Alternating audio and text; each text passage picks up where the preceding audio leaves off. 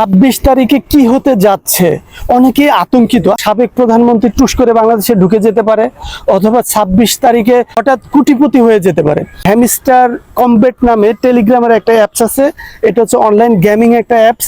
এই অ্যাপসে প্রায় 300 মিলিয়ন লোক জড়িত আছে। তো এই 300 মিলিয়ন লোকই সাধারণত কেউ জমির অর্ডার দিয়ে রাখছেন, কেউ ফ্ল্যাটের অর্ডার দিয়ে রাখছেন, কেউ কোনো গাড়ির অর্ডার দিয়ে রাখছেন, আবার কারো বিয়ে ঝুলে আছে এই 26 তারিখে পেমেন্টের অপেক্ষায়। এই পেমেন্টটা পাইলেই কিন্তু গাড়ি বাড়ি নারী সবকিছু তারা কিনবেন। অনেকে কুরবানির আগামী যে কুরবানি আছে ওই কুরবানির গরু অর্ডার দিয়ে রাখছেন। ইউটিউব এবং টিকটকে এই ট্রেন্ডিং ইস্যুটা কিন্তু প্রথম ভাইরাল হয়। তাই এই নির্মাতা অনেকে যারা ইউজার আছেন তারা বলছেন যে এই নির্মাতা প্রতিষ্ঠান তাদেরকে এই অফারটা দিছে যে 26 তারিখে তাদের একটা বিশাল পেমেন্ট দিবে।